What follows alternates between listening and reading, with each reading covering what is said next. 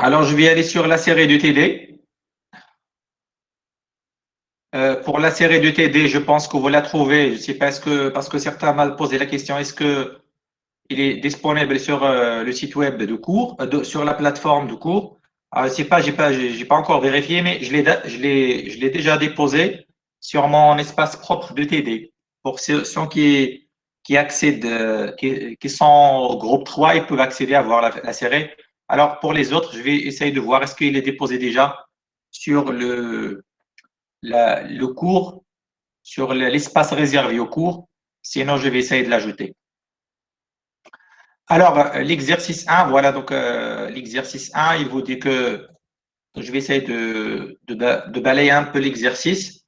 On vous dit, il s'agit d'abord d'étudier deux sphères qui sont en influence totale. Et on vous dit qu'une sphère métallique de rayon R1 est portée à un potentiel V1. Donc, c'est-à-dire que le potentiel sur cette sphère est égal initialement à V1. Et on vous dit qu'on va prendre l'origine des potentiels à l'infini. C'est-à-dire qu'à l'infini, on va supposer que toujours le potentiel est nul. On vous dit encore que donc il est porté à un potentiel V1, il est isolé. Ça veut dire quoi, il est isolé? C'est-à-dire il touche à rien. Il n'est pas en contact avec autre chose. OK? Et ça, c'est très intéressant parce que si vous avez une sphère qui porte un potentiel, donc il est chargé, donc puisqu'il est porté à un potentiel, donc il porte déjà une charge, euh, il est isolé, donc il n'est pas en contact avec autre chose, donc la charge ne peut pas changer. Donc ça, c'est très intéressant, c'est que quand vous avez ça, vous ne pouvez vraiment pas changer la charge. Une fois vous chargez un objet à un conducteur et vous l'isolez, vous ne pouvez pas changer la quantité de charge qu'il porte. Parce que pour que je puisse changer la quantité de charge, je dois la toucher, je dois avoir un contact avec cette charge. Et comme ça, soit je vais ajouter des charges, soit je vais prendre des charges. Mais puisqu'il est isolé, ça signifie vous ne pouvez jamais changer la charge. Faites attention. Vous pouvez changer le potentiel. On va voir pour comment est-ce que je peux changer le potentiel sans toucher la sphère. Mais vous ne pouvez pas changer la charge si vous ne la touchez pas. Faites attention à ça. Alors, on va voir que le potentiel, on peut le changer par influence. C'est-à-dire en rapprochant quelque chose de la sphère. On peut changer le potentiel. Mais la charge, pour la changer, il faut que la sphère soit en contact avec autre chose. Faites attention à ça, parce que la charge, ce sont des électrons libres là, et pour modifier la quantité des électrons libres, il faut faire un contact matériel. OK? Et comme ça, vous pouvez soit prendre de charge, soit ajouter des charges. OK? Faites attention à ça. Alors pour cela, on vous dit, essayez au premier tour de déterminer la charge Q1. OK? Alors, la vraie première question, c'est la deuxième. On vous dit maintenant que la sphère, elle est maintenant entourée d'une sphère conductrice creuse. C'est-à-dire qu'on va entourer cette sphère avec une autre sphère qui est creuse. OK? Et qui est encore isolée. Cette deuxième sphère, il est encore isolé et il est neutre. Il est initialement neutre, c'est-à-dire cette deuxième sphère ne contient pas de charge. Faites attention à ça.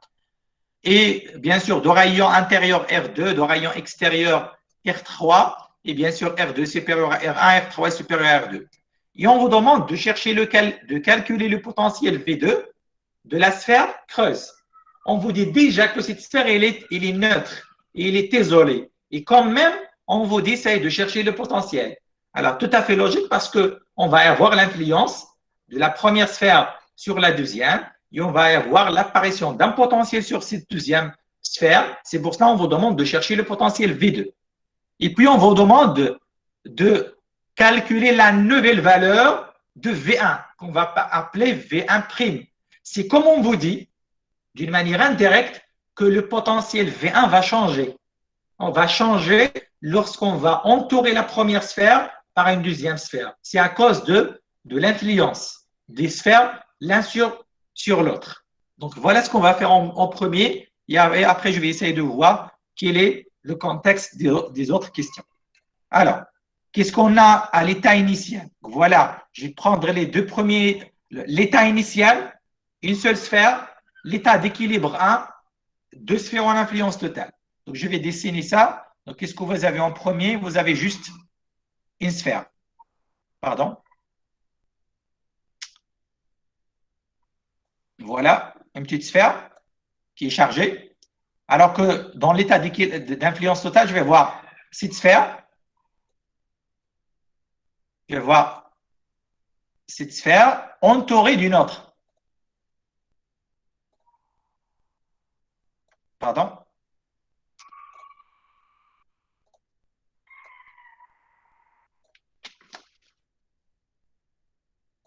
Pardonnez-moi un petit moment.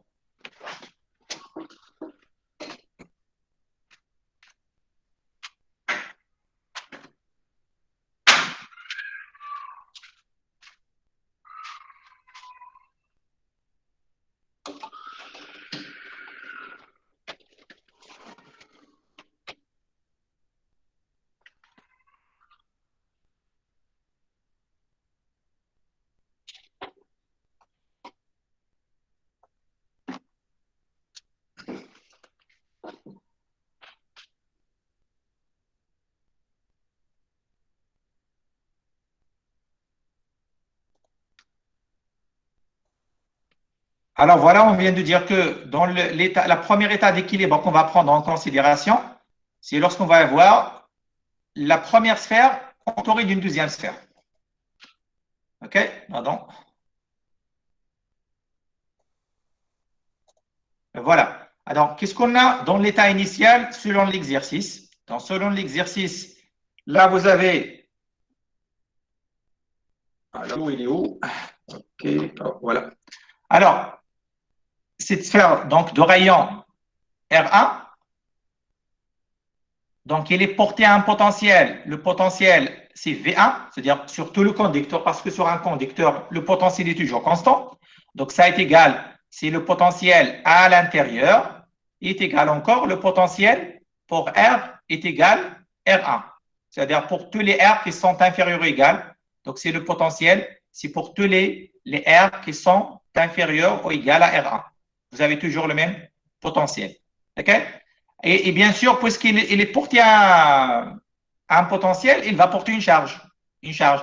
Je vais supposer une charge qu'on va appeler Q1. On va supposer que cette charge, il est positif. OK? Mais ça ne va rien changer pour nous. Hein. On va supposer qu'il est positif. Donc, c'est Q1.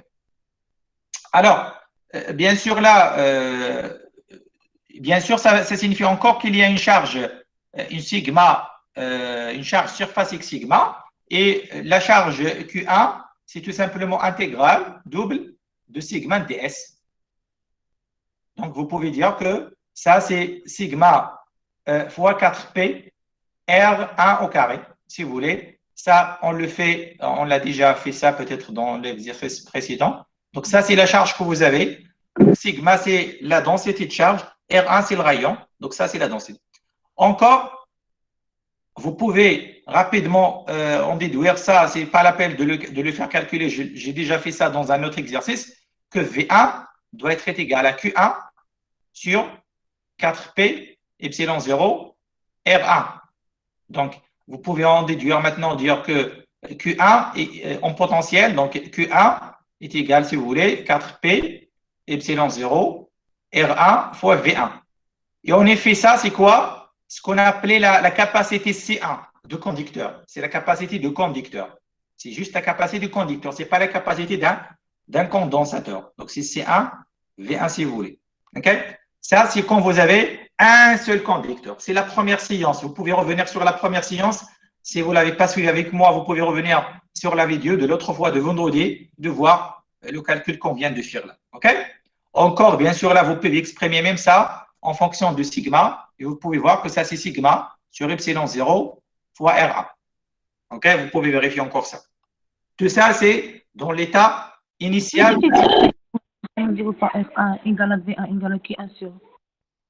Oui? Vous parlez de cette relation-là?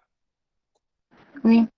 Ouais, je l'ai déjà établi dans la première séance. Je ne voudrais pas refaire ça, mais si vous voulez le faire, tout simplement, vous pouvez chercher le champ électrique en tout point de l'espace et d'utiliser la relation E est également grade de V pour chercher le potentiel. Mais croyez-moi, essayez d'avoir ça dans la tête. Hein. Le potentiel d'une sphère conductrice, c'est toujours ça charge sur 4 pi epsilon 0 R1, sur le rayon. Okay? C'est quelque chose qu'il fallait normalement y avoir dans la tête. Ce n'est pas la peine à chaque fois de refaire ce calcul. Si vous avez mal compris ça, vous pouvez revenir sur la première vidéo de l'autre fois. Lorsqu'on a parlé d'une sphère chargée, on a pris une sphère chargée, on a calculé le champ électrique et on a calculé le potentiel. Et on a montré que à l'intérieur de la sphère, le potentiel, c'est toujours ça. Et il est constant. Okay? Ça, c'est constant, c'est une constante. Il ne dépend pas de la variable R. Il ne dépend pas de la variable R, mais tout ça, ce sont des constantes. C'est bon? Oui? D'accord. Okay. Vous pouvez revenir sur la première vidéo de mercredi pour si vous avez des problèmes, des ambiguïtés à ce niveau-là. Alors, je vais revenir maintenant. Qu'est-ce qu'on va faire maintenant? Donc, vous avez cette sphère qui était initialement chargée par une charge Q1 et on vous dit que cette sphère-là, il est isolé. Donc, il est isolé, ça veut dire qu'il n'est pas en contact avec autre chose. Donc, même si vous l'entourez par une autre sphère, il va toujours garder la même charge Q1. Donc, il ne va pas changer de charge. Soyez sûr et certain. OK? Il ne va pas changer de charge. Mais faites attention, le potentiel va changer. Quand vous changez l'état, vous êtes là, vous avez une sphère isolée, et puis vous l'entourez par une sphère, alors la charge ne peut pas changer parce qu'ils ne peuvent pas se déplacer. Donc, ils peuvent pas, il n'y a pas un chemin qu'ils peuvent suivre pour se déplacer. OK? Et donc, le potentiel forcément va changer. Donc, au lieu de l'appeler V1, je vais l'appeler V1 prime. Pourquoi il va changer? Parce que le potentiel qu'on va avoir sur cette sphère-là maintenant, il vient des charges que porte celle-là et les charges que porte la sphère creux. Et donc, on va avoir un petit changement et on va voir ça. On va le montrer.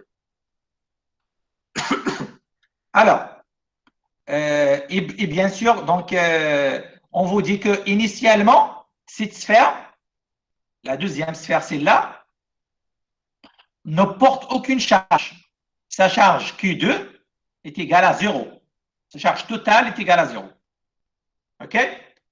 Et même si vous la placez à côté de celle-là, sa charge totale, il va toujours rester nulle. Mais faites attention, on va y avoir l'apparition. On a dit que celle-là, je vais le supposer positif. Donc, quand vous placez une petite sphère à l'intérieur d'une sphère creuse, je vais avoir une influence. Donc, sur cette surface-là, je vais voir des charges négatives. Parce que vous avez une charge positive là au milieu, donc je vais voir l'apparition des charges négatives sur cette face. Donc là, je vais voir moins Q1. Alors que sur la face extérieure, bien sûr, plus la charge totale est égale à 0, je dois avoir des charges positives sur la face extérieure. Et la quantité de la charge que je vais avoir doit forcément égale à plus Q1. D'une manière, Q2 est également à quoi? Moins Q1 plus Q2, donc est égal à 0, il n'y a pas de problème. Donc, le conducteur, il est neutre, mais ça ne signifie pas qu'il ne contient pas de charge. Il faut faire ça là, cette différence à la tête. Donc, quand vous parlez de la neutralité électrique, c'est-à-dire la somme algébrique, elle est nulle. Mais ça ne signifie pas qu'il n'y a pas de charge. Parfois oui, parfois non. Donc, dans cette situation, oui, elle est neutre, mais il y a des charges négatives sur la face intérieure, des charges positives sur la face extérieure, d'une manière à ce que la somme des charges est égale à 0. OK? Alors, voilà ce que je vais avoir. Donc, vous avez une sphère chargée, il va influencer la deuxième sphère, il va créer des charges négatives sur cette surface et des charges positives sur celle-là. Et bien sûr là, puisque maintenant, donc je vais supposer que le potentiel, donc là, le potentiel est égal à V'1. Je vais supposer que le potentiel là, je vais l'appeler V2 tout simplement. Et on va voir, est-ce qu'il est nul, est-ce qu'il n'est pas nul, on va voir. Donc, pour le moment, on n'a aucune idée. Est-ce que ce potentiel doit être nul ou non? On va voir. Alors, ça veut dire, est-ce que lorsque vous n'avez pas de charge, le potentiel doit être nul ou quoi? Donc, on va voir. Alors, qu'est-ce qu'on vous demande? Qu'est-ce qu'on vous demande dans cette question? De chercher V2 et de chercher V'1. Voilà notre objectif dans cette situation. Ça, c'est les objectifs. C'est de chercher ces potentiels. Parce que qu'est-ce qu'on connaît déjà au début? On connaît le potentiel lorsque la sphère était isolée. Voilà son expression. Mais on ne le connaît pas maintenant. Parce que là, on va y avoir un changement. Donc, on va le chercher. Et encore V2. Et je vais commencer par V2. Mais pour faire ça, on ne peut pas le faire d'une manière directe.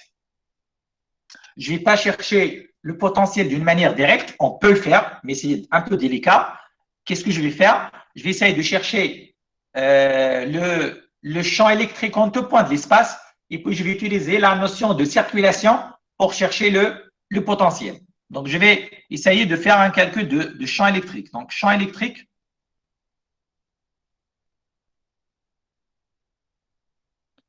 en tout point de l'espace.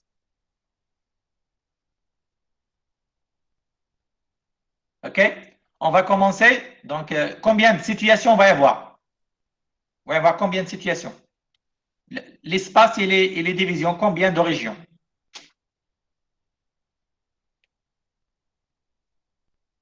Oui?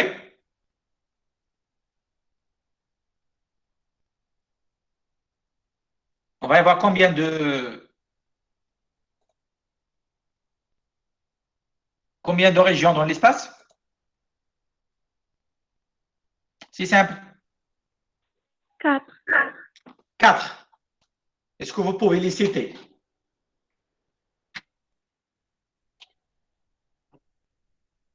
Est-ce que vous pouvez citer ces 4 régions, mademoiselle?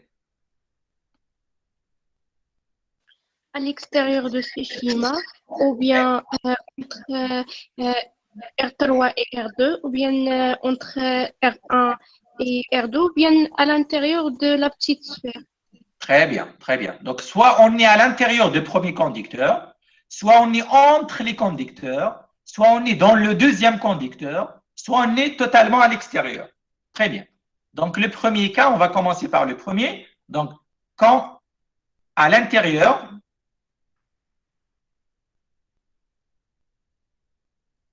de la sphère R1, c'est-à-dire du rayon R1. OK? C'est-à-dire lorsque le rayon R, le petit rayon R, c'est entre 0 et R1, quand vous êtes dans cet intervalle-là. OK? Alors, à ce moment-là, est-ce que je vais faire un calcul ou ce n'est pas l'appel? Qu'est-ce que je peux dire de champ électrique? Le champ électrique est égal à 0. Pourquoi? Parce que c'est l'intérieur d'un conducteur. Cas d'un conducteur. Parce que c'est un conducteur. Et on a dit à l'intérieur du conducteur, toujours, le champ, il est nul. Donc là, il n'y a pas de problème. OK. Encore, je peux dire encore à l'intérieur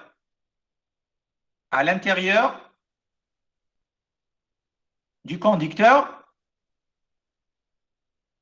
2. C'est-à-dire, quand je suis là, à l'intérieur du conducteur 2, c'est-à-dire lorsque le rayon, il est entre R2 et R3, encore là, ce n'est pas l'appel de faire le calcul. Le champ doit être nul. Donc, qu'est-ce qu'il reste à faire le calcul? Entre les deux conducteurs, il y a l'extérieur. C'est là où il faut faire un calcul, il faut appliquer le théorème de Gauss. Maintenant, entre les deux conducteurs. Les deux conducteurs. Ça veut dire, comme assigné à votre collègue, lorsque le rayon petit r, il est entre R1 et R2. Alors là, il faut faire un calcul et il faut appliquer le théorème de Gauss. Et donc, il faut imaginer une sphère de Gauss. Donc, je vais prendre une surface de Gauss, sigma, entre les deux conducteurs. Et je vais essayer d'appliquer le théorème de Gauss qui vous dit que le flux de champ électrique dans cette région est égal à Q intérieur dans cette région sur epsilon 0. Alors, quand vous êtes là, à l'intérieur de cette sphère, la charge est égale combien, la charge intérieure? Q1. Q1, très bien. Donc, il est égal à Q1 sur epsilon 0 là.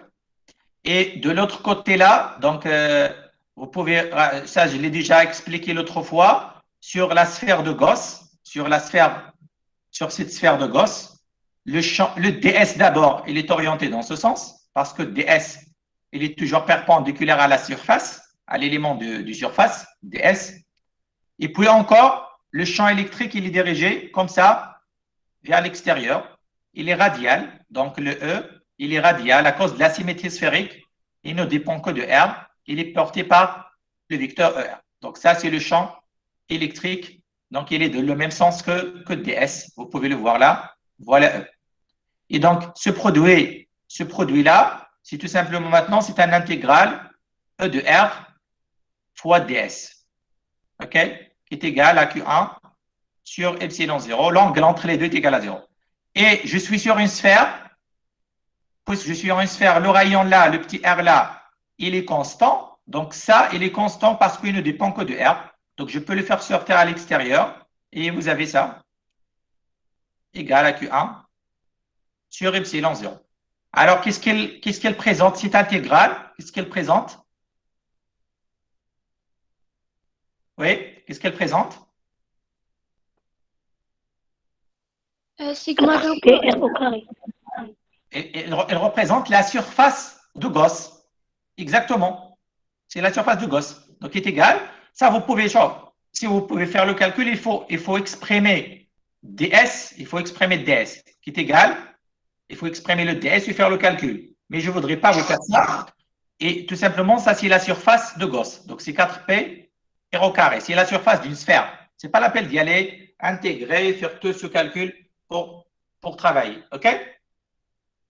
Alors, en effet, si vous voulez le faire, c'est R carré sinus θ dθ dφ.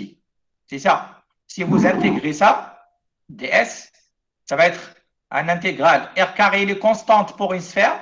Donc, c'est R carré intégral sinus θ dθ intégral dφ. Alors, comme pour les gens qui suivaient avec moi le TD avant en présentiel, là, il faut intégrer entre 0 et P pour y avoir une sphère complète. Et là, il faut intégrer entre 0P pour y avoir une sphère complète. Et donc, vous pouvez constater rapidement que ça, c'est égal R carré fois 2 fois 2P. Et ça fait exactement 4P R carré. Essayez de refaire ce calcul si vous avez des ambiguïtés à faire un intégral. Alors, voilà ce qu'on va avoir. Et donc, E de R, ça va être Q1 sur 4P epsilon 0 R carré. OK? Et il reste le quatrième cas. Quatrième cas, à l'extérieur de tout. Donc, quand vous avez R est supérieur à R3, je suis totalement à l'extérieur. OK? Donc, je vais choisir une autre sphère, une autre surface de Gauss. Alors, la surface de Gauss que je vais choisir doit être à l'extérieur maintenant là. Voilà la surface de Gauss. OK? Alors, je vais toujours utiliser le théorème de Gauss de la même manière. E ds égale à Q intérieur sur epsilon 0. Cette quantité, c'est la même chose, c'est E de R 4P R carré. Il ne va jamais changer. On n'a rien changé parce que c'est toujours une sphère. Alors, qu'est-ce que vous avez comme charge intérieure? À l'intérieur, qu'est-ce que vous avez? On a Q1 moins Q1 plus Q1. Donc Q1. Très bien. On a la charge là, Q1. Puis là, vous avez moins Q1. Et puis là, vous avez plus Q1. Et donc, qu'est-ce que vous avez finalement? Donc, voilà. Vous avez Q1 de la première sphère plus moins Q1 de la sphère. D'abord, Q1 plus Q2, en effet. Hein, c'est Q1 plus Q2 sur epsilon 0. Mais ce Q2, c'est moins Q1 plus Q1. Et donc, finalement, vous avez plus Q1 sur epsilon 0. Et vous voyez que vous retrouvez la même expression à l'extérieur, E de R c'est Q1 sur 4P epsilon 0 R carré. Et donc là, vous pouvez résumer pour le champ E de R, c'est, vous avez 4 situations, 0, Q1 sur 4P epsilon 0 R carré, 0, Q1 sur 4P epsilon 0 R carré. Donc ça, quand vous êtes à l'intérieur, quand vous êtes entre les deux conducteurs,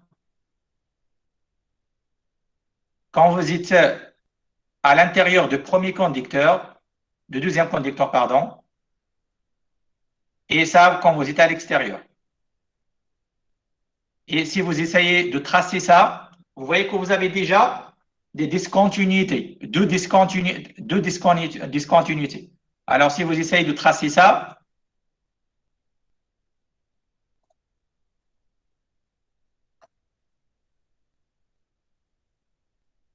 alors, E de R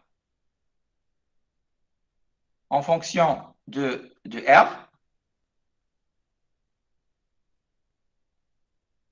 Alors, vous avez, voilà, le rayon R1, vous avez R2, vous avez R3.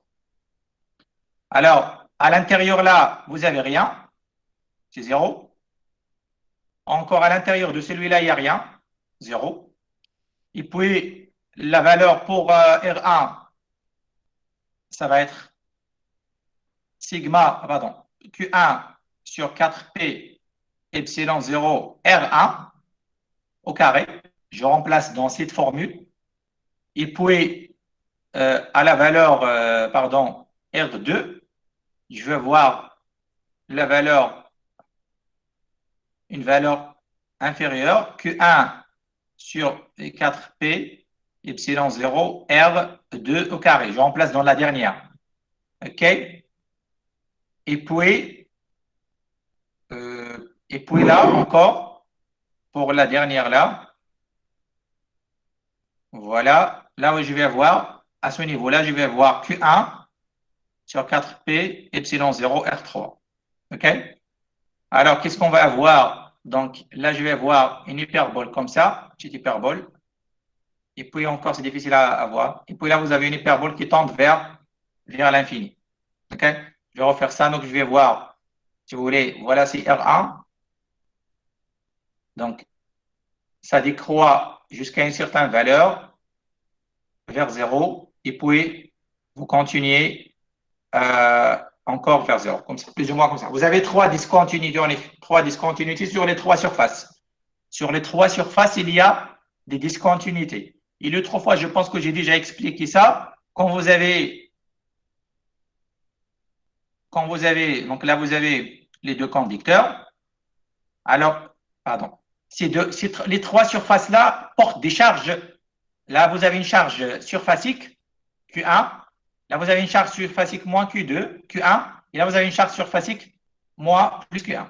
Alors, on a dit l'autre fois, je pense pour les gens qui m'ont suivi, que toujours, à chaque fois que vous avez une charge surfacique, vous avez une discontinuité du champ électrique. Toujours. À chaque fois que vous avez des charges surfaciques, vous avez la discontinuité du champ électrique à ce niveau-là. Donc, c'est ce que vous voyez là, qu'il y a des discontinuités sur les trois surfaces parce que vous avez des charges surfaciques et ça, on va l'étudier en détail en IS4.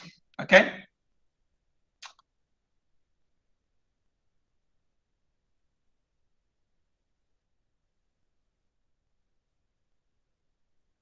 Alors, je vais essayer de continuer. Donc, notre objectif, c'était quoi? C'était de calculer le potentiel V2 et puis V'1. Ça, c'est notre objectif pour ne pas oublier l'objectif auquel on s'intéresse.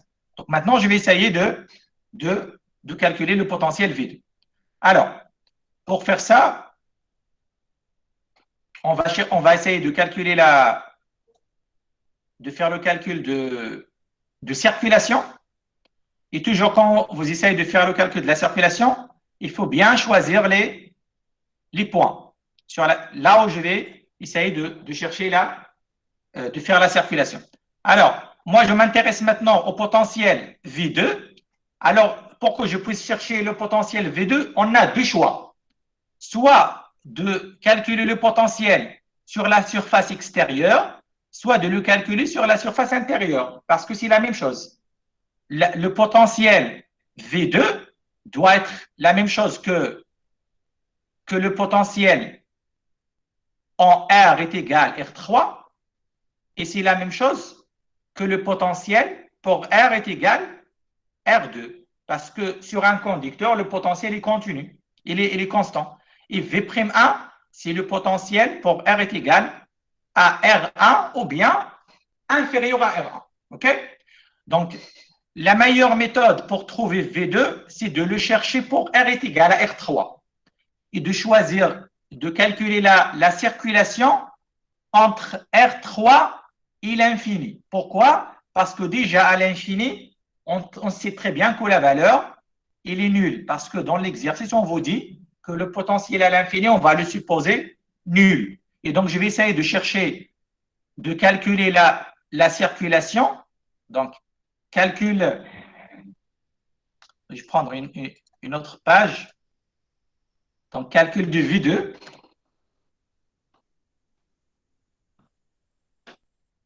Alors, pour calculer V2, je vais signaler, je vais remarquer que, en effet, V2, comme je viens de dire, c'est soit V pour R est égal à R3 et soit V pour R est égal à R2.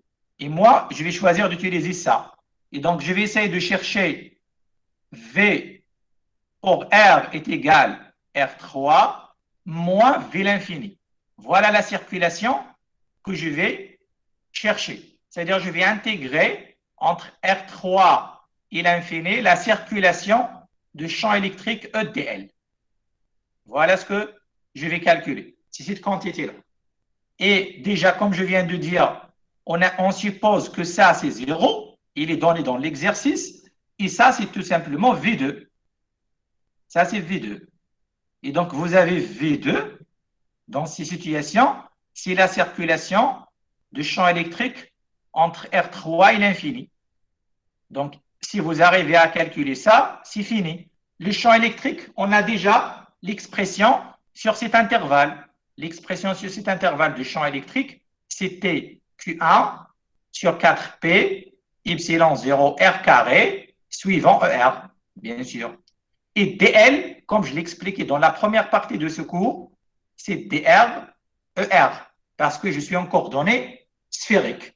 OK? En coordonnées sphériques, c'est toujours ça. Essayez de l'avoir en mémoire. Et donc, maintenant, cette intégrale devient quoi? Devient R3 entre R3 infini de Q1 sur 4P epsilon 0 R carré DR. Et ça, c'est Q1 sur 4P epsilon 0 moins 1 sur R entre R3 et l'infini. Et qu'est-ce que ça va donner? Donc, ça va donner, à l'infini, vous avez 0. La limite est égale à 0.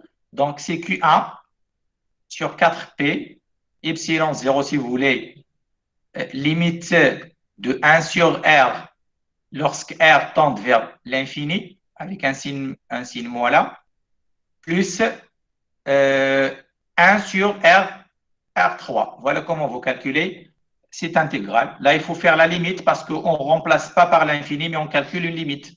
Donc, ça va donner Q1 sur 4P, epsilon 0, R3. Voilà V2. Essayez de mémoriser ça. Ça, c'est un résultat que j'aurai besoin après. Donc, ça, c'est très intéressant. OK? Je vais le souligner parce que j'aurai besoin de ça quelque part. Voilà. Ça, c'est V2. Une fois que vous avez la valeur de V2, on va essayer d'y aller chercher maintenant V1, V'1. Alors, pour chercher V'1, V'1, bien sûr, c'est, comme je viens de dire, c'est mieux d'y aller le chercher sur la surface R est égal à, pour le rayon R est égal à R1, c'est-à-dire sur la surface. Oui, je peux le potentiel, il est constant sur la sphère, mais le plus simple pour le calculer, c'est de le calculer à pour un certain rayon bien déterminé. Donc, qu'est-ce que je vais essayer de faire? Je vais essayer de chercher la circulation entre le rayon R1 et R2. Donc, pourquoi je vais choisir ça? Parce que moi, ce que je ne connais pas, c'est le potentiel en R1, mais je connais très bien le potentiel en R2, parce que c'est déjà calculé. Donc, l'idée, c'est ça. Donc, pour le calcul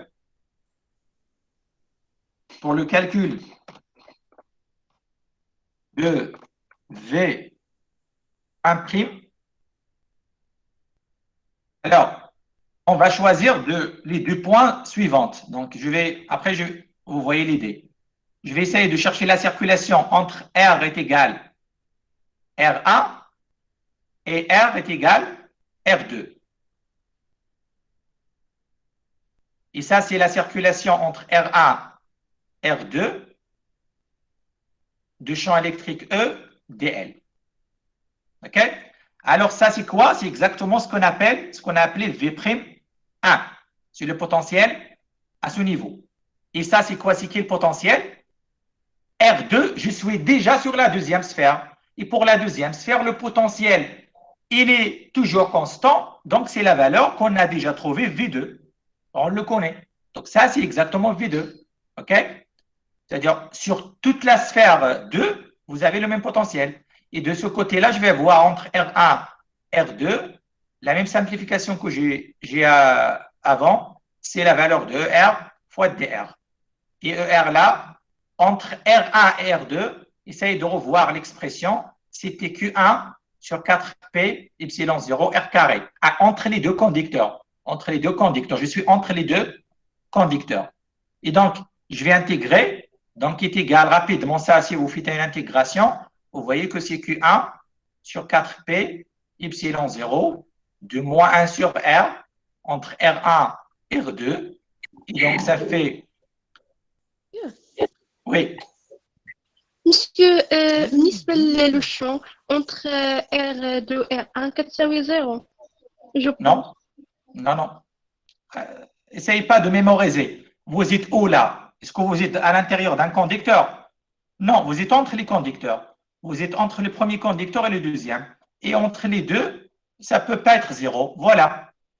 C'est ça. Le 0, c'est à l'intérieur, soit de premier conducteur, soit de deuxième conducteur. Et moi, je ne travaille pas à l'intérieur. Est-ce que c'est clair? C'est bon? Oui. Très bien. Alors, on va continuer. Voilà, donc je vais calculer sur cette intégrale-là. Donc, c'est 1 sur R1 moins 1 sur R2. J'ai inversé parce que j'ai un signe moins à l'intérieur là. Okay? Donc, voilà ce que vous avez. Ça, c'est V'1 moins V2. On n'a pas encore trouvé la valeur de V'1. Donc, V'1 maintenant, c'est Q sur 4P epsilon 0, 1 sur R1 moins 1 sur R2, plus V2. Et V2, on l'a déjà calculé. C'est Q sur 4P epsilon 0, R3. Je vais factoriser. Donc, qu'est-ce que je vais voir finalement? Je vais voir, pardon, tout ça c'est Q1.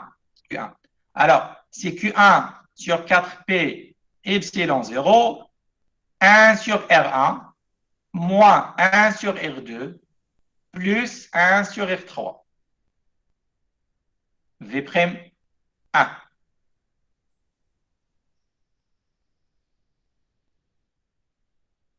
OK? Voilà. Alors, ma question maintenant, c'est est-ce que ce potentiel, parce que faites attention là, on doit faire une comparaison. Au début, lorsqu'on a commencé ça, on a dit voilà l'état initial. Vous avez juste une sphère qui porte un potentiel V1. Et maintenant, cette sphère elle est entourée d'une autre sphère et le potentiel va changer. Quand vous dites ça change, il y a deux possibilités. Soit il va augmenter, soit il va diminuer. C'est-à-dire, quand vous avez une sphère qui porte un potentiel V1 et vous l'entourez par une autre sphère, est-ce que son potentiel augmente ou ça diminue? Mathématiquement, vous pouvez le voir. Est-ce que ça est inférieur à V1 ou c'est supérieur à V1? C'est-à-dire, est-ce que le potentiel a augmenté ou a diminué? Est-ce que ça, c'est inférieur? Le V1, c'était quoi le V1? Le V1, C'est inférieur à V1. dans VA, vous avez tout simplement Q1 sur 4P, epsilon 0, 1 sur R1. C'est-à-dire, vous n'avez pas ce terme. Alors maintenant, est-ce que, à votre avis, c'est inférieur ou supérieur? Oui? Vous avez dit quelque chose?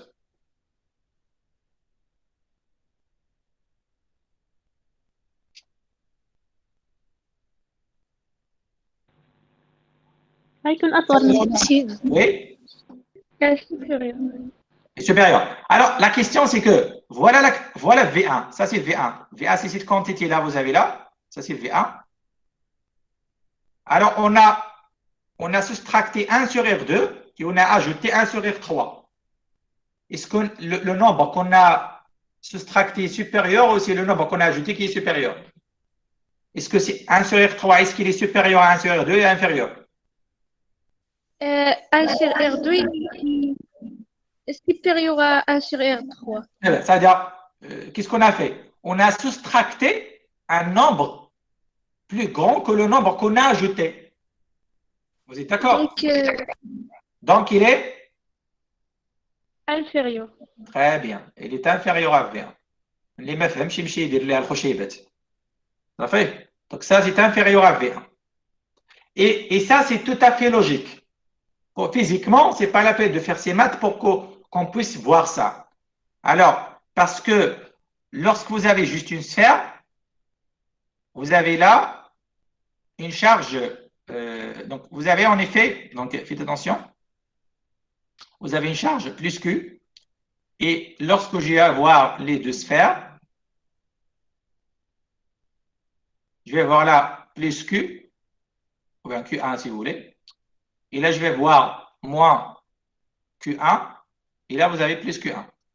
Mais faites attention, il faut penser en notion de densité. En notion de densité, si vous essayez de voir ça en notion de densité, là, vous avez sigma 1 qui est positif. Là, je vais voir sigma 2 qui est négatif. Là, je vais voir sigma 3 qui est positif. Et faites attention, en valeur absolue, sigma 1, il est supérieur à sigma 2 et il est supérieur à sigma 3. À votre avis, pourquoi? J'ai la même charge. Hein. Même charge en volume. Là, c'est la même charge. Hein. Q1, pardon. C'est la même charge. Q1, Q1, Q2. En valeur absolue, je parle. Mais pour les sigma, ce n'est pas la même chose. Pourquoi? Parce que la densité, c'est le nombre de charges par unité de surface. Puisque j'ai toujours la même charge et j'augmente la surface. Vous avez toujours la même charge, mais vous augmentez la surface. Ça veut dire que la densité va diminuer. Va diminuer. Tout à fait. Si vous comprenez bien ça, la signification de densité, vous avez toujours la même charge, le même nombre d'électrons, mais vous avez une surface plus grande. Et donc, la densité va diminuer. Donc, une fois que vous faites ça, alors, en effet, là, il y a une notion qu'en effet, le potentiel, si vous voulez, le potentiel V'1 qui a été créé sur cette sphère vient de trois choses. D'abord, c'est le potentiel qui vient de la sphère de la surface 1, plus le potentiel qui vient de la surface 2, plus le potentiel qui vient de la surface 3. Avec là, c'est la surface 1, surface 2, surface 3. Donc, vous avez trois potentiels. OK? Et en effet, ce potentiel, il est positif, ce potentiel, il est négatif, et ce potentiel, il est positif. Alors, en effet, c'est comme, voilà le potentiel que vous avez au début. Ça, c'était V1. Ça, c'était V1. Donc, c'est comme j'ai un potentiel V1 auquel je vais soustracter quelque chose parce qu'il est négatif, et puis je vais ajouter quelque chose qui est positif. Mais croyez-moi, ce que vous avez soustracté, plus supérieur que ce que vous avez ajouté, c'est à cause des sigma. Parce que ces sigma, elle est supérieure à là. Hein? Essayez de comprendre les choses de cette manière-là. C'est-à-dire, physiquement, je dois avoir ça. OK? Je dois avoir ce que vous avez là parce que, en effet, ce potentiel-là, c'est le potentiel créé par Q1 à une distance R1. Je suis à une distance R1 et c'est une charge Q1. Le potentiel D, V2, a été créé par une charge moins Q1, mais je suis à une distance 4P epsilon 0 R2. Et le troisième potentiel a été créé par la charge plus Q1, mais je suis à une distance de R3. Donc, vous pouvez voir que déjà, ce calcul va nous permettre d'avoir la valeur qu'on a avant, sans même faire le calcul de la circulation. Vous pouvez que ça, c'est la même expression, Q1 sur 4P epsilon 0, facteur de 1 sur R1, moins 1 sur R2, plus 1 sur R3. C'est-à-dire là, c'est comme j'ai utilisé la superposition. Je considère, c'est comme, voilà le centre O. Le centre O, il est là. Vous avez la première sphère chargée plus Q. Q1, le rayon, c'est R1. Donc, ça, si c'est le premier potentiel, j'ajoute une autre sphère à une distance R2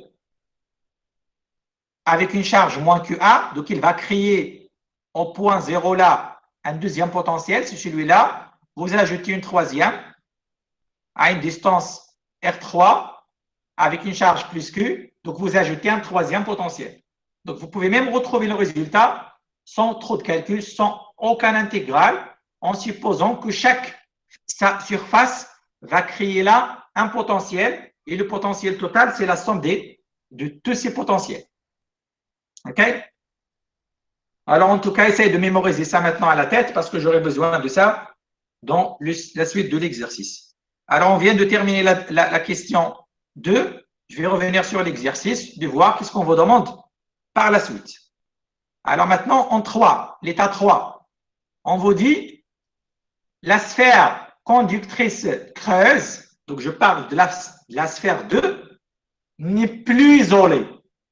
Ça veut dire, n'est plus isolée, ça veut dire, je vais la toucher, je vais la connecter à quelque chose, je vais imposer quelque chose sur cette sphère. Elle n'est pas isolée dans l'espace. Mais on impose à son potentiel d'être nul. Donc, ça veut dire que je vais faire quelque chose pour que je puisse annuler le potentiel. C'est-à-dire, le potentiel initialement est égal à V2, c'est la valeur qu'on a calculée. Mais non, qu'est-ce qu'on va faire? On va essayer d'annuler ce potentiel, de faire quelque chose pour annuler ce potentiel. Et comment est-ce que je peux faire ça?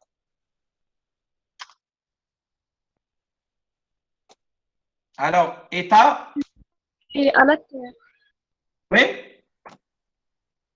On va le lier à la Terre. OK, on va la relier à la Terre. Et pourquoi, lorsque vous reliez quelque chose à la Terre, ça va donner 0?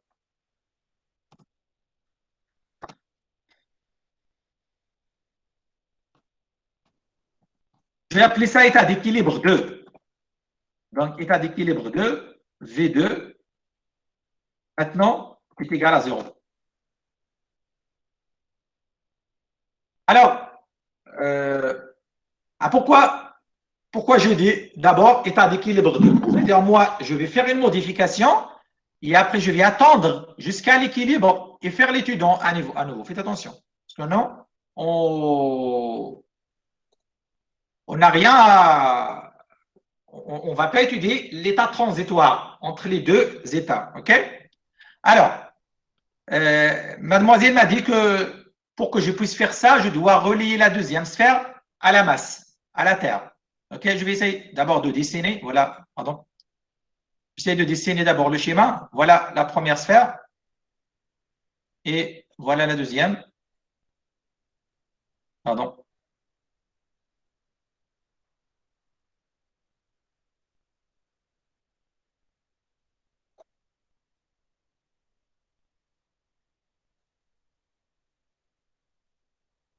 Alors voilà. Alors, pour que je puisse y avoir un potentiel V2 qui est égal à 0, alors faites attention. Mademoiselle, vous dites, votre collègue me dit, voilà, je vais relier cette sphère, c'est-à-dire relier sa face extérieure sa face extérieure, je vais la relier à la masse. Pardon, il y a un problème. Alors, je vais relier cette face à la masse, à la terre, je dirais à la terre. Oui, c'est une méthode. Oui, c'est une méthode, mais ce n'est pas la seule méthode. Ça, c'est du point de vue pratique. Pratiquement, si je voudrais bien annuler le potentiel de quelque chose, je le relie à la terre. Ce que vous faites déjà avec votre lave-linge, avec votre réfrigérateur chez vous, vous reliez le châssis à la terre. Comme ça, vous évitez les problèmes qu'il peut y avoir si vous avez un problème un court-circuit dans votre machine. Alors, mais ça, c'est une méthode, mais théoriquement, ça signifie quoi? Théoriquement, c'est comme vous avez, ça c'est équivalent, c'est comme vous avez relié votre sphère à l'infini. Vous la reliez à l'infini avec un fil conducteur. Alors, faites attention, ça, ce fil-là, c'est un conducteur. C'est-à-dire, là, vous avez le potentiel est égal à 0. Et puis, ça, c'est un fil infini. Ça veut dire que le potentiel là, ça doit être égal au potentiel que vous avez à l'infini, donc il doit être égal à 0. Pourquoi? Parce que c'est un conducteur. Il sera un conducteur, le potentiel est toujours le même. C'est-à-dire, ça, vous ne pouvez pas le faire. Vous ne pouvez pas relier une sphère à l'infini. On ne peut pas le faire. Mais la signification physique, c'est ça. C'est que vous reliez votre sphère à l'infini avec un fil conducteur, et puisque sur un conducteur, le potentiel est le même, le potentiel à l'infini, c'est le même potentiel que vous avez sur ce point. Et donc, V2 va être exactement V de l'infini, donc c'est 0. Mais pratiquement pour le faire, il suffit de le relier à la Terre, parce que je considère que le potentiel de la Terre est égal à 0. OK? Voilà en effet, ce que vous faites du point de vue pratique. Donc, je ne vais pas discuter trop ça, mais en effet, pratiquement, il faut juste le relier avec quelque chose qui possède une surface très grande. Il faut le relier avec un conducteur qui possède une surface vraiment, vraiment grande, infinie. Donc, vous pouvez considérer que la Terre, la surface de la Terre, c'est une surface infinie. Et donc, ça veut dire que quand vous reliez ça à la Terre, toutes les charges qui étaient sur cette surface vont se déplacer vers la Terre. Et puisque la Terre, elle est vraiment grande, c'est sûr, les charges que vous donnez à la Terre ne vont pas changer l'état de la Terre. C'est comme vous ne donnez rien, un epsilon à la Terre. En effet, c'est ça. Donc, l'idée, c'est que ça signifie d'abord que toutes les charges qui étaient sur cette surface-là doivent être écoulées vers la Terre. Et donc, sur cette surface, il n'y a pas de charge pour le moment. Il n'y a pas de charge sur cette surface. Sur cette surface extérieure. Sur cette surface, la charge, je vais l'appeler si vous voulez que du prime 2, il est nul. Mais sur cette surface, il y a toujours des charges négatives. OK? Il y a toujours des charges négatives. Et la valeur est égale à moins Q1. Et là, j'ai toujours quelque chose là. OK? J'ai toujours la charge Q1.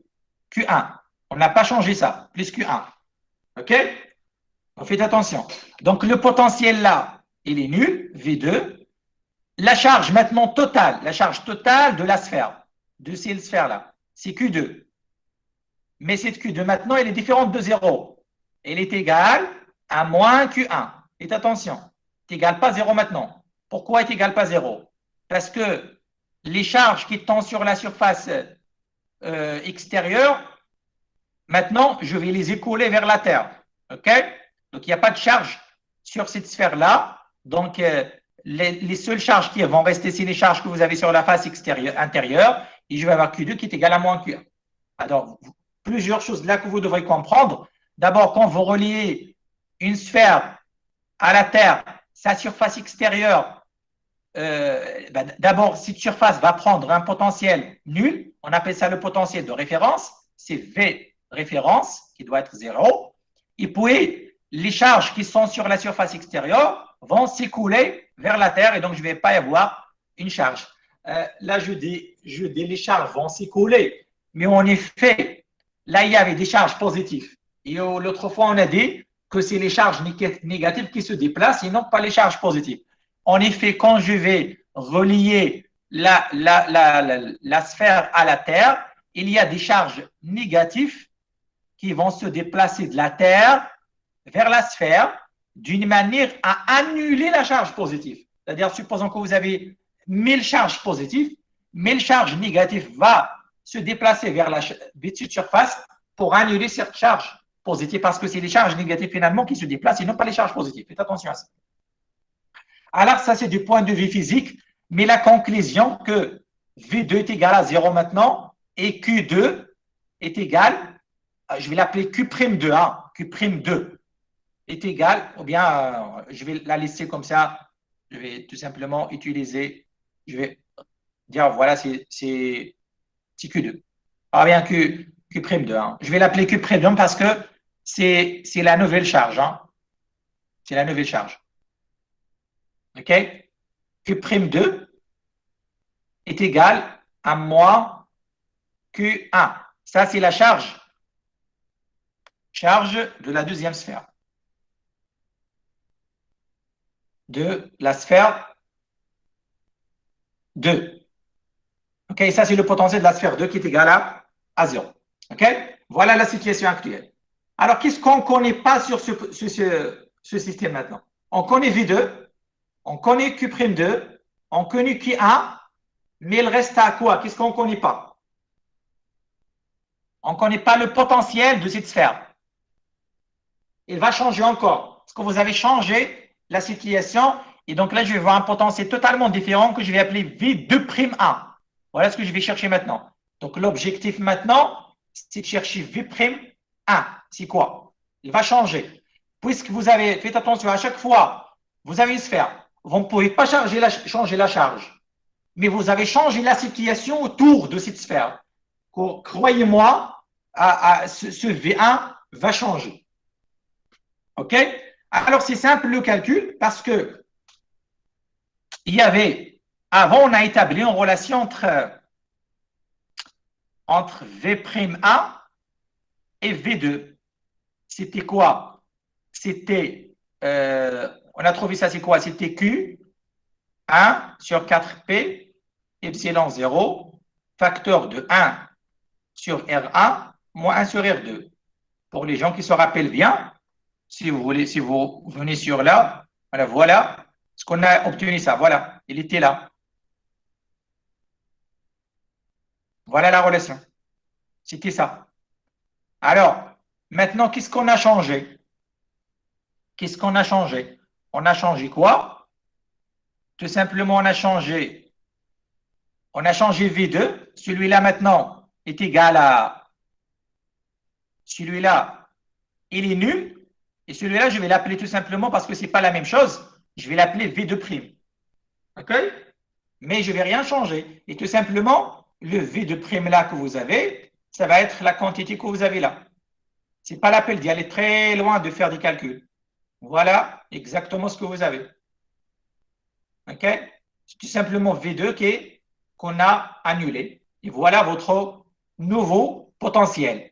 Ma question, encore une fois, ce potentiel, il faut le comparer, avec V'1 et V1. Qu'est-ce que je peux dire? Est-ce que d'abord, est-ce qu'il est inférieur ou supérieur à V'1? Alors la différence, c'est que dans V'1, il y avait là un autre terme, plus 1 sur R3. Et donc, sur celui-là, il est inférieur. Parce que dans le V'1, il y a un autre terme avec plus. OK? Et donc, il est inférieur à V'1 et V'1, il était inférieur à V1.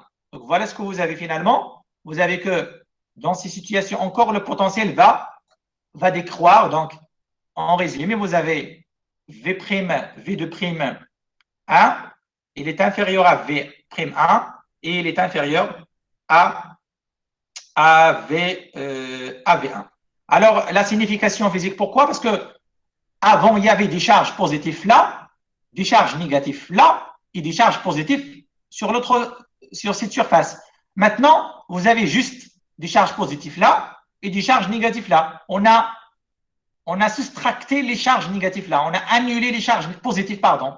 Et quand vous minimisez les charges positives, la valeur de potentiel, bien sûr, va décroître.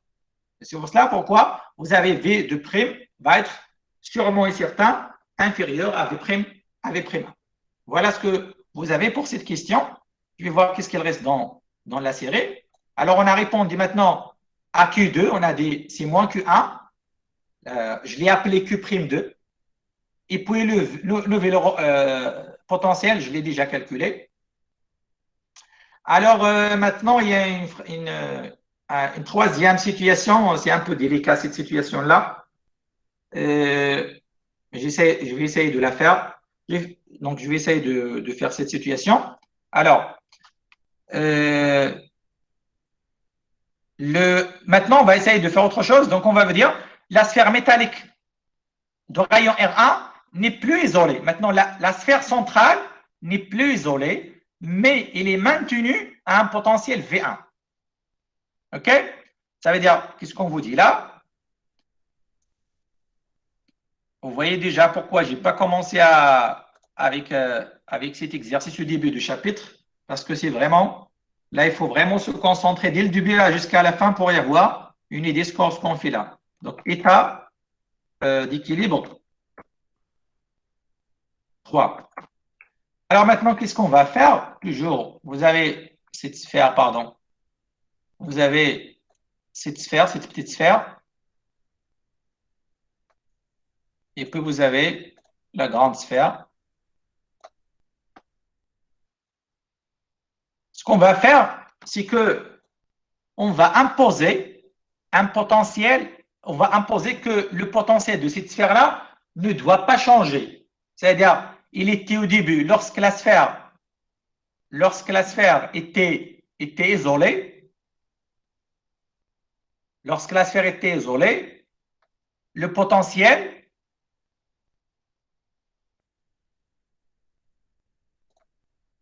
là, c'était combien? C'était V1 est égal à Q1 sur 4P epsilon 0 R1. C'est la première question. Il porte une charge Q1. OK? Maintenant, qu'est-ce qu'on va faire? On va l'entourer par une sphère. Mais on va essayer de garder toujours le même potentiel. C'est-à-dire celui-là ne doit pas changer. Alors, comment est-ce que je peux faire ça? Je dois relier cette sphère, je dois la relier à un générateur, par exemple. OK? Je dois la relier à un générateur qui fournit un potentiel V1 avec un conducteur. Comme ça, le potentiel ne peut jamais changer parce qu'il est fixé par le générateur. Le générateur va garder toujours ce potentiel. Alors, mais faites attention. Là, vous avez V1 avec une charge Q1. Et là, vous changez la structure, vous ajoutez une sphère, mais vous voulez garder le potentiel. Alors, automatiquement, la charge va changer. Donc, la charge va changer. C'est-à-dire, si on impose que le potentiel doit être fixe, parce que si vous avez fait attention, lorsque vous ajoutez cette sphère, le potentiel diminue. C'était V'1, il diminue. OK? Mais nous, on voudrait bien le garder constant. Et donc, pour que je puisse le garder constant, je dois toujours ajouter des charges. Il faut ajouter des charges. Parce que le potentiel voudrait bien décroître, la valeur diminue, et on voudrait bien le garder constant. Qu'est-ce que je dois faire donc? Je dois fournir plus de charges. Je dois donner des charges. Et ces charges vont venir de quoi? Vont venir du générateur. Le générateur, il va fournir de charges, plus de charges positives. Il va donner de charges positives. Ça veut dire que cette charge-là, la nouvelle charge que je vais avoir là, que je vais appeler Q'1, doit être sûr et certain supérieure à la charge Q1. Ça, c'est sûr et certain. Physiquement, la physique vous dit ça. Si vous ne reliez pas celui-là à un potentiel, et vous l'entourez par une sphère, le potentiel décroît. Et donc, puisque je vais garder le potentiel constant, physiquement, ça signifie qu'il faut augmenter la charge. Et donc, notre nouvelle charge doit être supérieure à Q1. La question, c'est supérieur, mais est égal à combien? Est égal à combien? Tout simplement, le calcul, il est simple. Le potentiel VA initialement est égal à ça. Et dans cette situation, le potentiel V1 est égal à quoi? C'est le même potentiel. Est égal à quoi? Est égal au potentiel créé par la charge que vous avez là. Donc, est égal à Q'1 sur 4P epsilon 0 R1 plus le potentiel créé par cette surface qui va porter une charge moins Q'1, faites attention, pas Q1, parce que la charge que je vais avoir sur cette surface doit être la même que sur cette surface. Donc, ça va être là le potentiel moins Q'1 sur 4P epsilon 0 R2 plus le potentiel créé par la charge que vous avez sur cette surface, qui doit être égal à plus Q'2. Et donc, ça va être Q'1, pas 2, il n'y a pas 2. Q'1 sur 4P epsilon 0 à une distance R3. Donc, ce que vous avez finalement, c'est tout simplement Q'1 sur 4P epsilon 0 R1, pardon, facteur de 1 sur R1 moins 1 sur R2 plus 1 sur R3. Vous voyez que cette expression, c'est comme quelque chose que vous avez déjà vu. Mais faites attention, avant, il y avait là un Q1. Et maintenant, vous avez Q'1 parce qu'on a changé la charge et non pas le potentiel. Si vous faites un prime là, il n'y a pas de prime de ce côté-là. Si vous n'avez pas un prime de ce côté-là, vous devrez l'avoir là. Donc, voilà ce que vous devrez normalement avoir. Alors, ceci doit être égal à quoi? Il doit être égal à cette valeur parce que le potentiel n'a pas changé. Et donc, égal à Q1 sur 4P epsilon 0 R1. Et vous voyez qu'à partir de ça, je peux en déduire maintenant Q'1. Il y a quelques simplifications que je peux faire. Ça, je peux le simplifier. Et finalement, vous avez que Q'1, ça va être Q1 sur R1 divisé par tout ça, fois 1 sur ça. 1 sur R1 moins 1 sur R2 plus 1 sur R3. Vous pouvez factoriser et simplifier ça, mais ce n'est pas l'appel. Donc, voilà ce que vous avez. Vous pouvez l'écrire encore si vous voulez. C'est Q1 sur R1, pardon, c'est Q1 fois 1 sur, je vais faire entrer R1, 1, moins R1 sur R2, moins R1 sur R3, plus. Voilà l'expression. Et je ne vais pas faire ce calcul mathématique, mais vous pouvez rapidement vérifier que ça, il est supérieur à Q1. Ça veut dire que le nombre que vous avez là, il est inférieur à 1. Celui-là, il est inférieur à 1. Et donc, c'est comme vous avez Q1 sur un nombre inférieur à 1. Et si vous divisez Q1 sur un nombre inférieur à 1, vous avez quelque chose qui est supérieur à Q1. Ça, vous pouvez le montrer. Donc, ça, le 1 moins R2, moins R1 sur R2, plus R1 sur R3, ce terme, il est inférieur à 1. Et donc, le terme Q1 sur ça doit être supérieur à Q1. Et donc, la charge Q'1 doit être supérieure à la charge Q1. Et ça, c'est la prédiction qu'on a fait lorsqu'on a pensé d'une manière purement physique. Ça, c'est les maths, oui, mais physiquement, on a prédit que normalement, la charge Q'1 doit être supérieure à la charge Q1, sinon on ne peut pas garder le même potentiel. Alors, je pense que ça, c'était l'état d'équilibre 3. Est-ce qu'il reste encore quelque chose? Ça, c'était un exercice vraiment avec plusieurs. Alors, il est resté une quatrième état. Ce n'est pas l'appel de le faire parce que vous pouvez le faire. Hein, vous pouvez le faire. Si tout simplement on vous dit c'est encore une fois, si encore une fois, je relais cette surface à la masse. Alors, ça veut dire que je vais essayer de vous donner, pardon, et de sélectionner ça.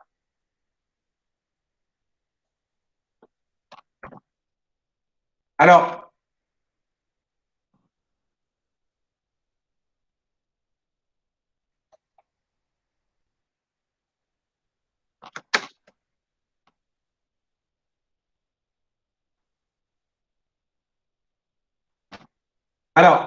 ça veut dire que ça, c'est pas très intéressant, cette situation, mais supposons que on va encore une fois relier encore la surface extérieure là à la masse. C'est-à-dire que le potentiel V2 encore devient 0 et il n'y a pas de charge sur cette surface. Et donc, à ce moment-là, il n'y a pas de charge sur cette surface. Donc, le potentiel V1 à ce moment-là est égal au potentiel qui vient de la charge que vous avez là, plus le potentiel qui vient de cette charge. Donc, en résumé, je ne vais pas essayer de faire ce calcul. Donc, le potentiel V1 devient, si vous voulez, Q'1, je vais le faire, sur 4P epsilon 0, 1 sur R1 moins 1 sur R2. Tout simplement. Voilà ce que je vais voir. Et vous le comparez. Ça doit être égal à Q1 sur 4P epsilon 0, 1 sur R1. Parce que c'est le même potentiel avant et après. Ça, c'est après et ça, c'est avant. OK? C'est avant d'utiliser la deuxième sphère. Et vous pouvez en déduire rapidement qu'à ce moment-là… Ah, pardon. Cette charge-là, ça ne peut pas être la même chose. Pardon. Là, il n'y a rien. Là, il n'y a rien. Alors, maintenant, cette charge doit changer. Parce que, comme je viens de dire, à chaque fois que vous changez quelque chose et vous gardez le même potentiel, la charge doit changer, sûr et certain. OK? Et donc, à ce moment-là, vous trouvez que Q'1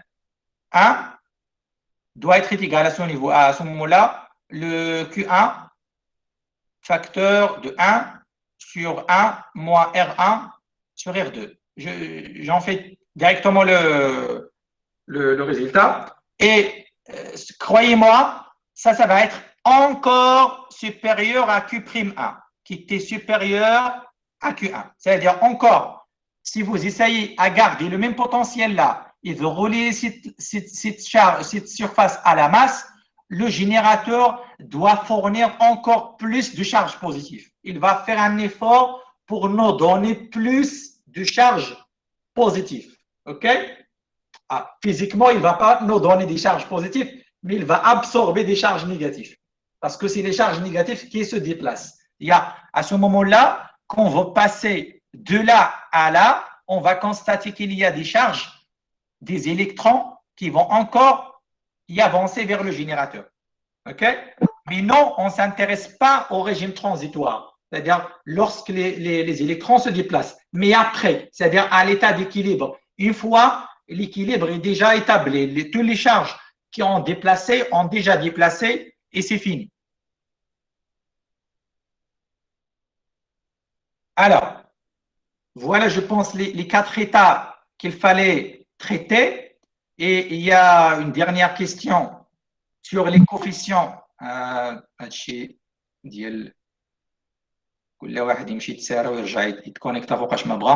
Alors, la dernière question, c'est sur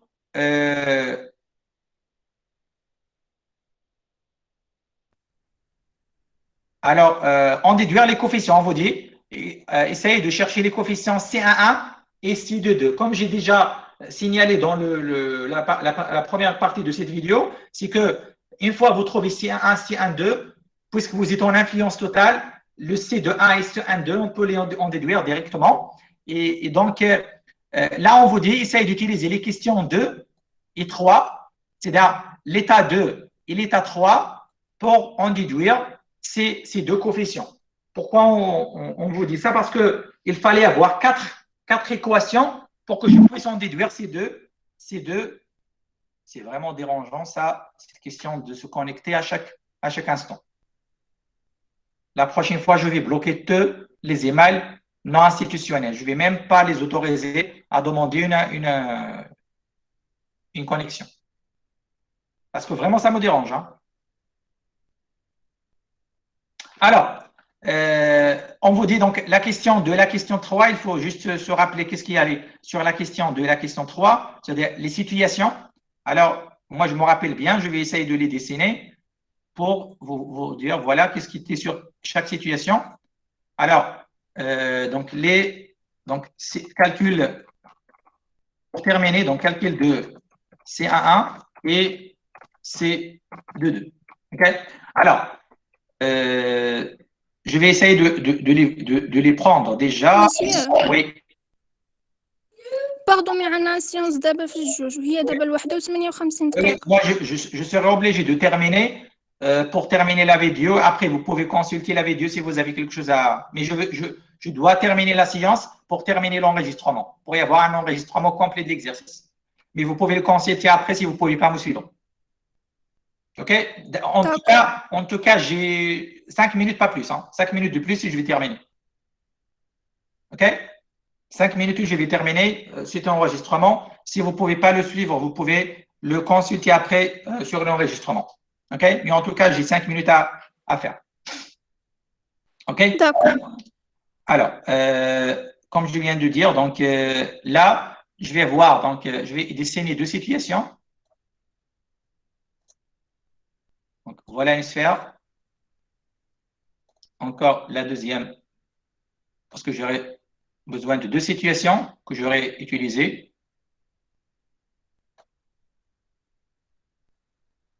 Voilà. Et puis la dernière sphère. Alors, qu'est-ce qu'on a comme variable sur chacune des situations? Alors, sur la situation 2, là, il y avait plus Q1, et puis le potentiel, c'était V'1, et là, c'était V2, et puis la charge, c'était 0. La charge de tout ça, c'était Q2 est égal à 0. Et puis là, pardon, là, il y a un petit problème.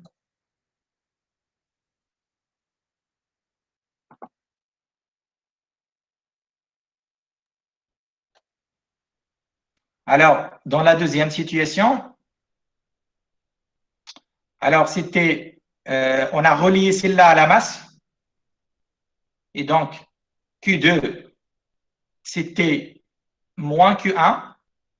Q1, bien sûr, c'est toujours, vous avez là, c'est toujours Q1. Et puis, le potentiel là a changé, c'était V2'1. Et puis là, c'était V2 est égal à 0. Donc, dans ces situations, je peux écrire les équations, c'était Q1 qui est égal à C11 V'1 plus C12 V2. Et puis, C21 V'1 plus C22 V2. Ça, c'est Q2 qui est égal à 0. OK? Et de l'autre côté, qu'est-ce que je vais avoir? Les paramètres C ne dépendent pas de la situation. Donc, ils sont les mêmes. Ils ne dépendent que de la géométrie des deux sphères. Donc, ils n'ont pas de la situation, des charges et des potentiels. Donc là, vous avez toujours Q1 qui est égal à C11 V2'1, mais plus 0, parce que V2 est égal à 0 dans ces situations. Donc, et là, c'est moins Q1, parce que ça, c'est Q2. Donc, ça, c'est Q2 qui est égal à moins Q1 dans ces situations, est égal à C21 V2'1 plus 0 encore, parce que V2 est égal à 0. Donc, voilà ce que vous avez, 4 équations. Alors, déjà, il y a une équation, cette équation qui va vous donner directement, cette équation va vous donner la valeur de C1. C'est là. Elle va directement vous donner la valeur de C1. Donc, C1, ça va être Q1 sur V du prime 1. Et si vous vous rappelez bien, c'était Q1 sur V'1, c'était, je me rappelle bien de la valeur, c'était Q1 sur 4P epsilon 0, 1 sur R1, moins 1 sur R2. Voilà le potentiel. Donc, finalement, vous trouvez que ça, c'est 4P epsilon 0 fois R1 fois R2 sur R2 moins R1. Et ce qui était avec moi dès le début, ça, on a fait ce qu'on a appelé la capacité de condensateur et on l'a trouvé dans la première, dans la première partie de ce cours. Capacité du condensateur formée par les deux sphères. Du condensateur sphérique formé par ces deux sphères. Alors, comment est-ce que je peux maintenant calculer C de 2? D'abord, je peux remarquer que je suis en influence totale. Donc, C1 doit être égal à moins C de 1 est égal à moins C1 2, parce que ces deux coefficients ils sont la même chose. Voilà cette égalité. Si vous avez cette égalité, vous pouvez, d'ailleurs, vous pouvez le voir, hein, vous ne pouvez même pas l'utiliser comme égalité parce que vous l'avez déjà là. À partir de celle-là, de cette relation, vous pouvez remarquer déjà que I, donc moins Q1 est égal C de 1 V de prime 1, ça c'est l'équation 4. Donc vous voyez que C de 1, c'est moins Q1 sur V de prime 1. Et vous voyez que voilà, c'est la même chose que ça. Q1 sur V de prime, et là il y a un signe moins, et donc ça c'est moins C11. Vous pouvez le montrer. Donc C de 1, c'est moins C1, et ça c'est, en effet, on doit tomber sur ça parce que c'est une influence totale. Et de plus, ce coefficient est égal toujours au coefficient C12. OK? Et si vous avez ça, vous pouvez maintenant, à partir de cette équation, en déduire C de 2. Donc, cette équation, qu'est-ce qu'il vous dit? Il vous dit, or Q2 est égal, dans notre situation, c'était 0, C de 1, V'1 plus C de 2, V2. Qu'est-ce qu'on cherche? C de 2. Donc, 0 est égal, ça c'est C11 avec signe moins V'1 plus C de 2, V2. Et je peux en déduire maintenant C de 2 rapidement. C de 2, ça va être plus C11 V'1 V2'1 sur V2. Tout ce que vous avez là, vous le connaissez. Vous avez les expressions de tout ça. Vous pouvez remplacer. Donc, C11, on vient de trouver que c'est...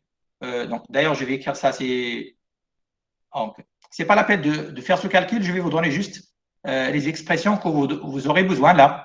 Alors, parce que c'est un peu compliqué là. Donc, tout simplement, vous avez donc C1, c'est déjà donné. V'1, c'était Q1 sur 4P, epsilon 0, 1 sur R2, R1 moins 1 sur R2. V2, dans l'exercice, c'était Q1 sur 4P, epsilon 0, R3. Et la capacité C1, c'était 4P, epsilon 0, R2, R1 sur R2 moins R1. Donc, vous faites tout ça, donc ce calcul, et vous trouvez la valeur de C de 2 que vous avez dans ces situations.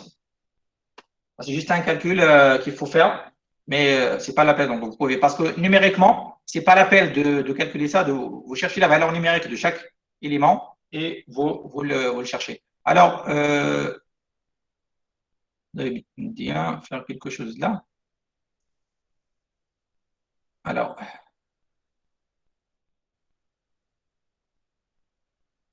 vous voyez déjà, vous pouvez remarquer que déjà C1 ne dépend que de R1 et R2. Il ne dépend pas de la charge et du potentiel. Et d'ailleurs, la même chose, lorsqu'on va remplacer les capacités, les charges vont se simplifier et finalement tout ce qui reste, ça va être tout ce qui reste là, ça va être en effet, il ne dépend que des rayons des deux sphères que vous avez utilisées dans cette situation. Je viens de terminer cette vidéo. Est-ce que si vous avez des questions, pardon, je pense qu'on a fait un petit problème là, non? Il n'y a pas de problème. نشوف تماك في بريم دو ان ماشي في ديال جوج بريم. Alors là, oui, pardon. Oui, là, c'était V'1. Oui, je viens de remarquer ça. Alors là, c'est V2', ok, mais là, c'est V'. Alors, oui, je viens de remarquer ça, que là, normalement, c'était, ça, c'est, oui, très bien, mademoiselle. Alors, ça, c'était V'. Alors là, je dois prendre V'. Hein. Alors, à partir de ça, c'est V'. V', et les V' là.